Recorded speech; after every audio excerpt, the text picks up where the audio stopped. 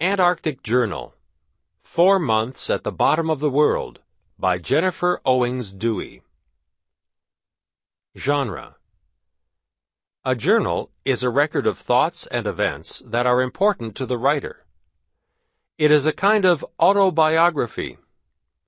Think about what is important to Jennifer Owings Dewey as you read her journal.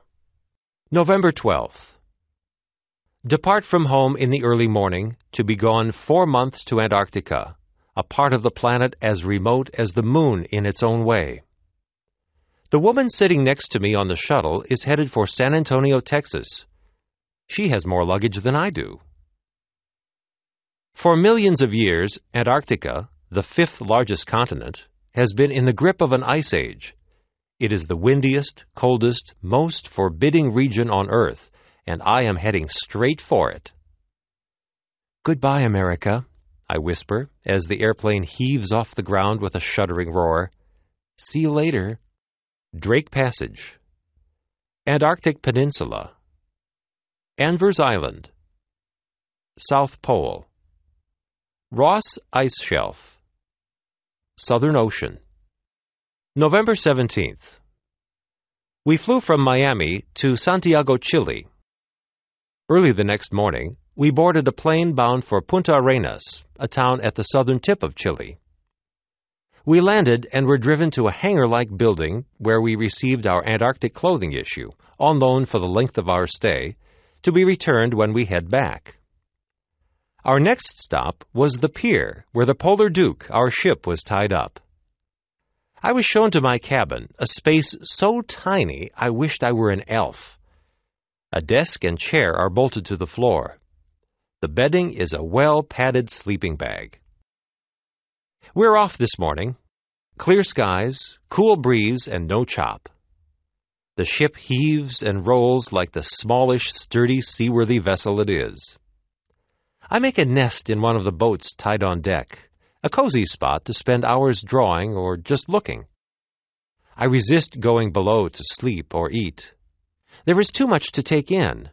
Rolling seas, salt spray, broad-winged seabirds soaring inches above the wave tops. The sun never sets. It lowers and rolls lazily along the northern horizon before rising again. I shiver with anticipation when we leave the calm waters of the Beagle Channel and enter Drake Passage. 2 days pass, and we cross the Antarctic Convergence. Along this invisible line, warm northern water meets cold southern water. The layering of warm and cold, and the upwelling that results, creates ideal conditions for an abundance of life in the seas. From the convergence on, we are in Antarctica. A day later, the ship's motor stops humming. From the bridge, I look out over the bow. A group of whales breaks the surface of the sea, spy-hopping, heads pointing straight up out of the water. They slap their flukes and roll playfully. "Humpbacks," one of the crew says. "Whales have the right of way in these waters. We stop when we see them, turn the engines off, and let them pass before we start up again." It's good to know an ocean exists where whales have the right of way over ships. November 18th. Palmer Station. Dear T., Palmer Station is a group of insulated metal buildings housing 50 people comfortably. The station was built on Anvers Island. You don't know you're on an island because permanent ice fills the gap between Anvers and the mainland. We learned the rules the first night. No travel alone except to climb the glacier behind Palmer, flagged with poles to show the safest way up. We sign out when leaving, giving a departure hour and an estimated time of return. We are given walkie-talkies and check with base every hour.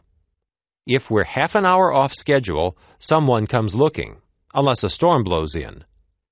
If it's too dangerous for anyone to come after us, we are expected to wait out the bad weather.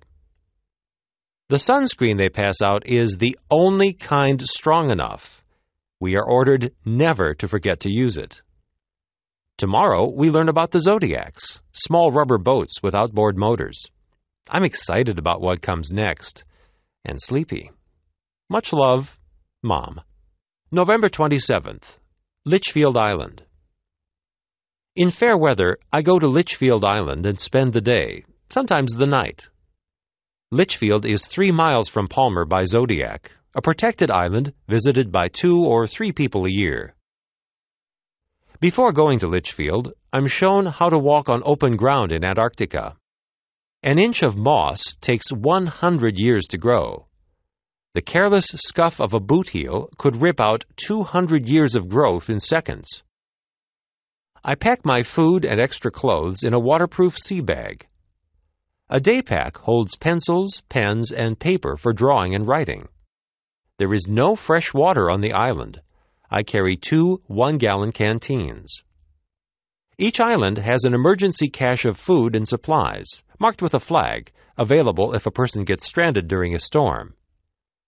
Alone after being dropped on the island, I hear birds call, the whine of the wind, the waves pounding gravel shores, and no human sounds except my breathing. Twilight falls, and I crawl into my tent, alert and unable to sleep for a long time, listening to the sounds of the Antarctic night. December 15th. Visiting Old Palmer. Dear B, I am in a tiny office behind the kitchen. Supper is over. I came to find quiet time and write you. It's strange to write at night by the light of the sun. Today, I went with a penguin scientist to Old Palmer, 20 minutes by Zodiac from New Palmer. Not used for years, the base is empty of life except for a small colony of gentoo penguins. A few of the birds have built stone nests on top of abandoned oil drums and other debris left behind. The chicks have orange spots on their bills and are identical to the parents, only smaller. They sit half squashed under a parent's white belly, black-billed faces poking out, eyes blinking. A sunny day, 32 degrees, dangerously hot for the chicks. I've seen some keel over dead on days like this, their blubber-rich bodies unable to tolerate temperatures above freezing. A parent penguin suffering heat stroke will not abandon a nest. It will fall dead in a heap first. We had a scary encounter on the way back from Old Palmer. A pair of orcas was in Arthur Harbor. They swam near the surface, sleek backs glistening. These enormous predators sometimes take bites out of boats, mistaking a Zodiac for a seal or a penguin. We slowed the engine and held back. A small group of adelies was porpoising in the water. In a quick stroke, one orca grabbed a penguin in its huge mouth and whirled the helpless bird in the air. Teeth gripped penguin flesh. Penguin wings flailed. The skin of the penguin flew away and landed with a plop on the sea. The bird was stripped of its hide as easily as we remove a sweater. The second orca took a penguin before the pair surged out of the harbor, leaving a swirling wake behind. We sped back to Palmer, aware that what we'd seen was a reminder that we are in a wilderness where a delicate balance exists between predator and prey. I'm tired, although I have the big eye. This is when we can't sleep because it's never dark. We get silly and wide-eyed, peculiar in our behavior, until a friend says, "Time for bed," and sees that we get there. Love and hugs, J. December 20th, Palmer Station. I have learned that the largest animal on Earth, the 100-ton blue whale, eats only one of the smallest animals on Earth, krill, Euphausia superba. There are more krill in the seas than there are stars in the visible universe. Krill is one link in a simple food chain. Penguins, seals, and whales eat krill. In turn, the tiny shrimp-like krill eat phytoplankton, one-celled plants that bloom in the sea in spring and summer. My new friend Carl, an oceanographer, said, "We ought to try eating krill since so many animals thrive on it." In the biolab, we scooped krill into a jar. We got a small fry pan, then melted butter, and cooked up the krill. Someone said, "Add garlic." Somebody said, "How about pepper and salt?" These were added. When the mixture looked ready, we ate it. Tastes like butter, one person said. More like garlic, another said. Tastes like butter and garlic, Carl said. Krill don't have their own taste, I concluded. December 21st. Palmer Station. A storm has raged for 3 days. A blast of wind smacked the main window with such force we thought a bomb had gone off. The storm rose in intensity in minutes. Looking out the big window, we see a solid wall of sleet and blowing snow. A friend and I checked the wind speed monitor a few hours ago. It was clocking 80 knots. We decided to sneak outside and see what 80-knot winds feel like. It's against the rules to leave the protection of the station in such high winds. Nobody saw us leave. We were barely able to force the door open against the gale. Head down, face stung with driven sleet, I leaned with all my weight on the wind and did not fall over. Fearing I'd be blown away, I pressed my mittened hands on the side of the building. We crawled on hands and knees, lashed by pellets of frozen rain. In 5 minutes, we were back inside. Thinking of the penguins and their chicks on Litchfield, I can't help wondering how many will die of exposure to the cold and wet. Christmas Eve, December 24th, Palmer Station. It was 3 a.m, bright outside, and I couldn't sleep.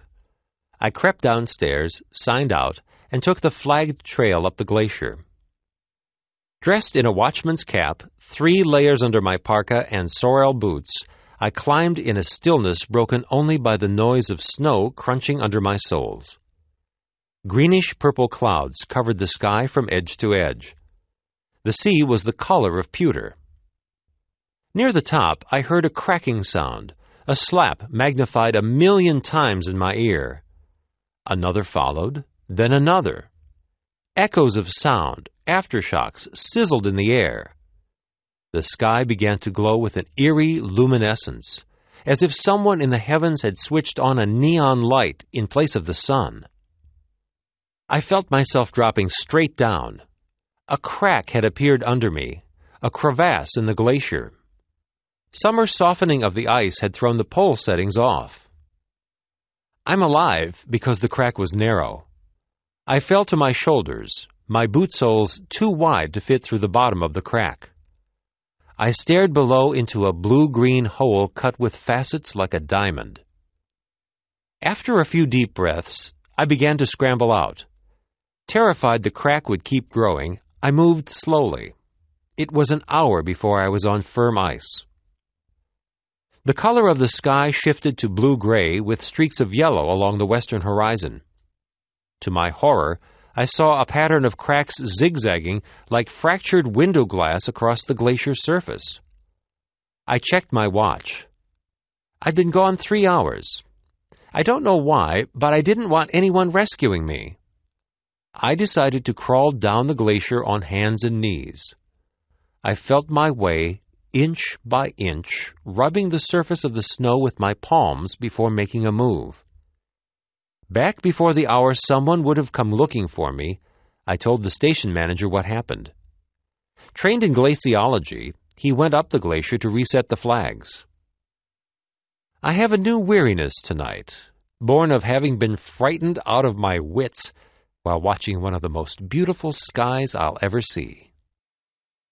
February 16th, on the Polar Duke. I am along on a trip of the Polar Duke, north of Palmer in Gerlache Strait. The crew and scientists trawl for krill using fine mesh nets dropped off the stern. Coming back, we see icebergs drifting south out of the Weddell Sea. The bergs originate hundreds of miles away and ride ocean currents. We sail close, but not too close, for beneath the waves is where the bulk of an iceberg is. Seawater splashes up on iceberg shores shaped by years of wave action. Sunlight strikes gleaming ramparts that shine with rainbow colors. Erosion works at the ice, creating caves and hollows, coves and inlets. Penguins and seals hitch rides on icebergs. Gulls and other seabirds rest on high points. One iceberg collides in slow motion with another. The smaller one topples, rolls, and heaves like a dying rhinoceros, emerald seawater mixed with spray drenching its surfaces. I yearn to ride an iceberg like a penguin or a gull, touching its frozen sides, drifting slowly on the waves. I draw them, but I can't capture their splendor. March 12th. Winging home. Before leaving, I collected, with permission, a sterile penguin egg that would never hatch. I made room for it in my suitcase by giving a lot of my clothes away. The airline lost my bag in Miami. I told the airline people that I had to have it back, pleading, begging. "It has a penguin egg in it," I said. They glanced at each other and eyed me funny. Fortunately for me and them, they found the bag. The egg reminds me of my trip to the place where penguins raise downy chicks, krill swarm in numbers greater than stars in the sky, whales have rights, and icebergs drift in graceful arcs across southern ocean swells. At home, I'll look out at the desert landscape and remember the Antarctic desert, the last great wilderness on Earth.